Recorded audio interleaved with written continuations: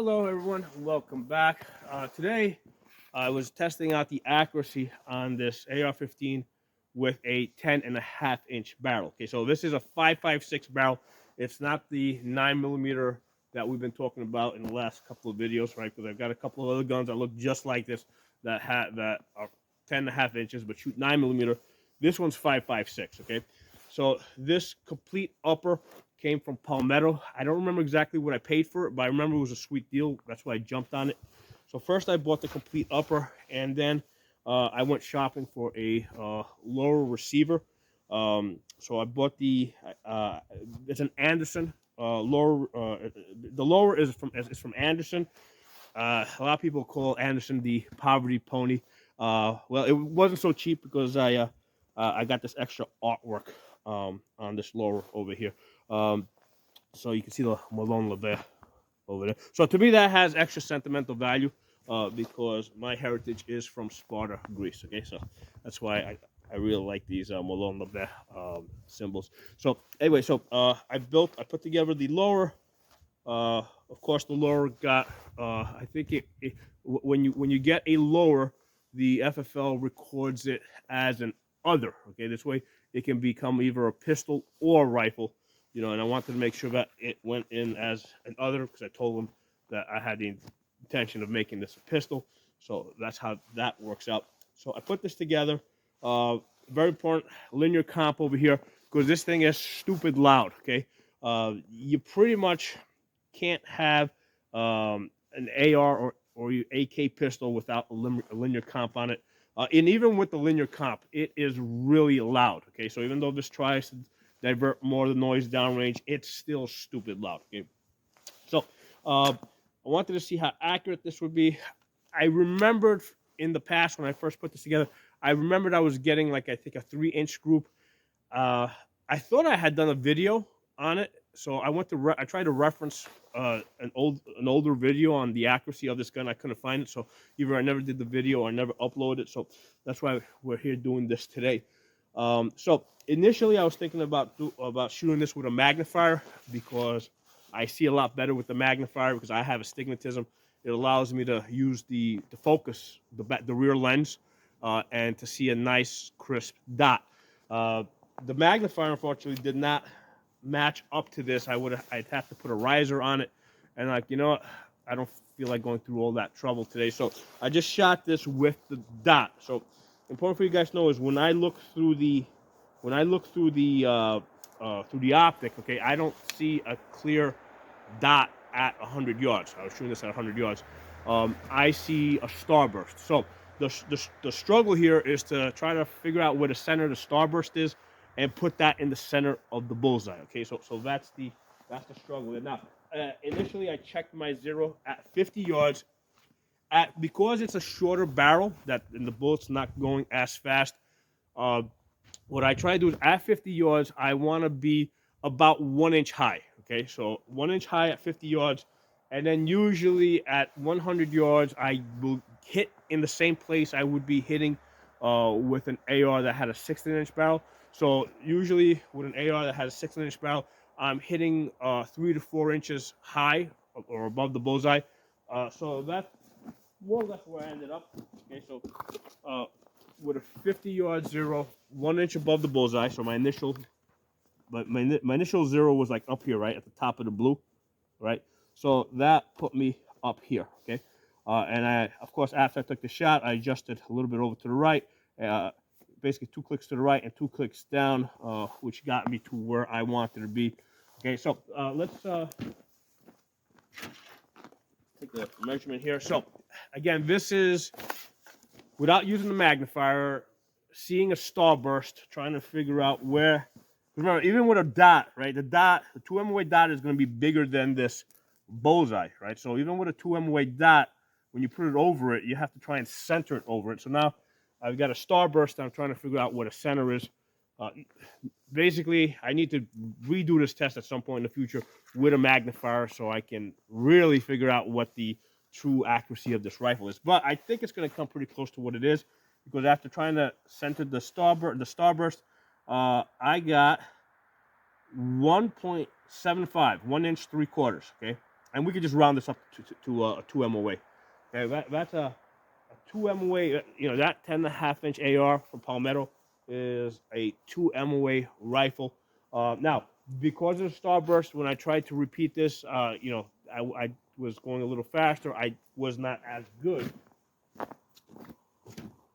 So the second shot, and this is after I adjusted it 2 clicks to the right, 2 clicks down. Going a little bit faster, I came in at 3 inches at 100 yards. Okay, so now I'm at 3 MOA. Okay, and you can see I got a nice. These two are basically an inch apart over here. So I did it one more time.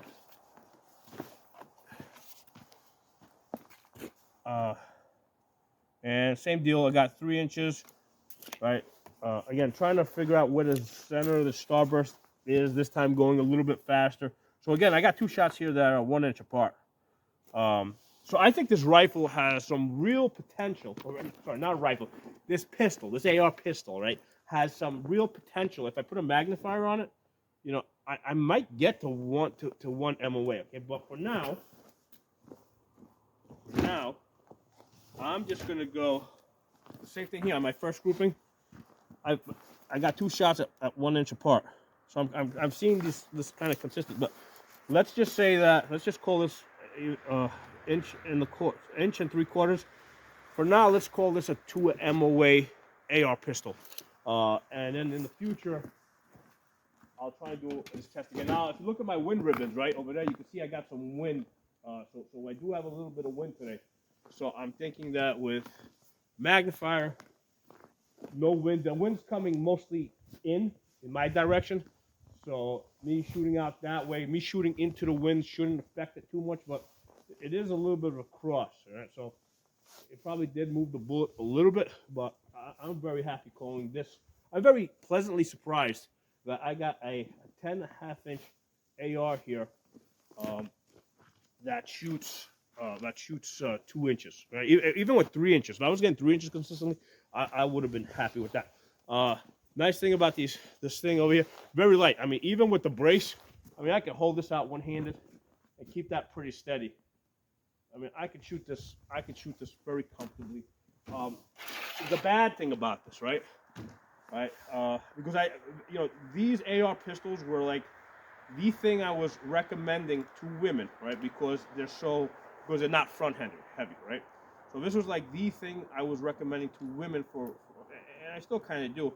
Although I have found with the lighter rails, with the skeletonized rails, now you can go to a 16-inch AR, and especially if you have a 16-inch barrel with a 12-inch rail, it's not that front heavy. But for a very long time, I was recommending this to women just because it's just so light. Okay, the problem with this, right? The reason why I'm kind of moving away from this now and saying, okay, go to the 16-inch barrel with the skeletonized 12-inch rail, is because it is loud. Pretty much, you have to have ear protection. Okay? And the ear protection that I was using today while shooting this, basically I pulled out new ones. Okay, not the regular ones that I use, because I really wanted to have that tight seal. And here's the thing: if I do a lot of shooting with an AR pistol, right? Let's say I'm shooting 100 rounds, I usually end up with a mild headache, because even with the earmuffs on, you're still getting that concussion wave through your body. So with enough shooting, especially if you're a little older, right? You're a little bit like me, 50 years old, you're gonna feel it, okay? So that's the first thing. The gun is extremely loud. The other thing is, even with the linear comp, there's a huge muzzle flash. So what I find is, like right now, it's not night, right? It's not, the sun's not out, but it's not night, and you're gonna see a huge muzzle flash. I see the muzzle flash in the glass while I'm shooting. Okay, it's definitely distracting. Okay. So that muzzle flash is very distracting, and if it's dark, right? By the way, snowing, right? Make sure you close your dust cover. That's why it's there. Keep the moisture out. So having shot this, or not exactly this AR, because I have other AR pistols as well, and AK pistols. Haven't shot this a bunch of nights when it was like, just getting dark, or just got, just just started getting dark, or actually became dark. That muzzle flash is almost like lightning. I mean, it almost blinds you for a second. It's kind of blinding. So that's the reason why I have been moving away from recommending the the AR pistols for home defense. Um, it's still a fun gun to shoot. I love it. This is like my prettiest gun. Like, not my, well, actually not my prettiest, but it's like, that's how I kind of look at this gun. Okay, this is a beautiful gun that I love. I love to look at it. Here's the honest truth: I love looking at this more than I even like shooting at it, shooting with it. Okay, so this is a looker. Um, so, it's one of those guns that I don't expect to ever run up a very high round count on. But it's a great gun. But it's given me, having shot this gun, and like I said, I do have other ARs that other people have shot, AR pistols, and I've, over the years that I've been watching women shoot the AR pistols, they're great because they're not front heavy, but at the same time, the loudness and the muzzle flash is kind of what makes me say, okay, you know what? Go back to the 16-inch rifle and just get that with a short, skeletonized rail. So, but anyway, the whole point of this video was to figure out what the accuracy of this is, and yeah, I'm gonna call this a 2 MOA rifle, 2 MOA pistol, right? 2 inches at 100 yards. So, at some point in the future, I'll put a magnifier on it, and we'll see what kind of accuracy we can get with that. Thanks for watching. If you're not a member of the channel, subscribe. I'll talk to you all soon.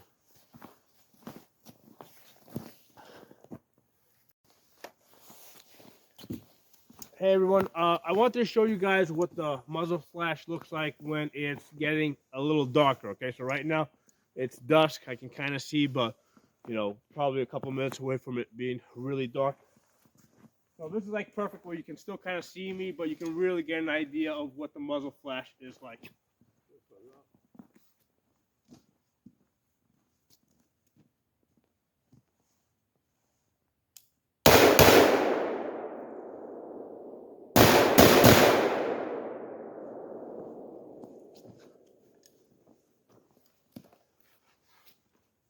All right, so as you can see, that muzzle flash is kind of blinding. You definitely lose sight of your target when you don't see your dot, right?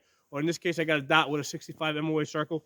For that split second, when the muzzle flash goes off, your dot and your circle completely wash out. Now, also equally important for me to tell you, you only see that muzzle flash on, when you're shooting rifle rounds through a pistol. In the 9mm AR. So I did a test a couple of weeks ago where I had a 10.5-inch barrel shooting 9mm. There's no muzzle flash that you can really see, right? It's just, at best, maybe you see a tiny little spark. So that's one of the reasons why I'm kind of really starting to consider that maybe the 9mm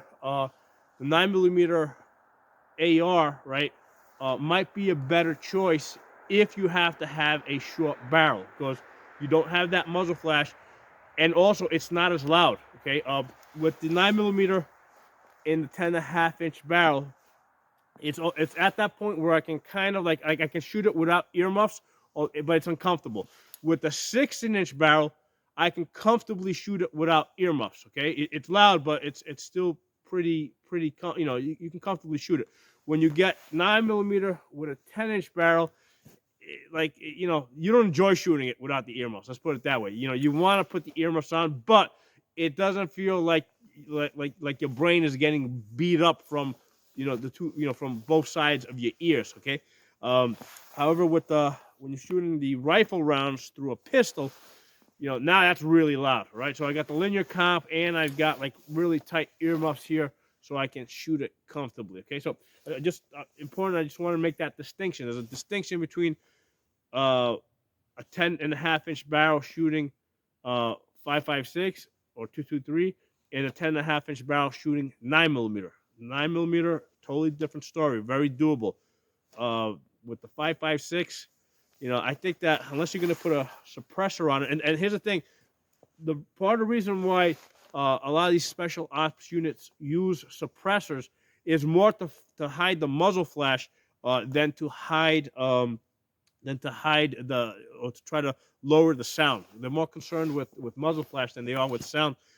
In which case, you know, if you've got like a 10-inch barrel, and then you add another 4 inches of of suppressor on it to hide your muzzle flash, I'm starting to think, why not just go with a 16-inch barrel? You know, but anyway, just some ideas for you guys to think about. Hope you all enjoyed the video. I'll talk to you all soon.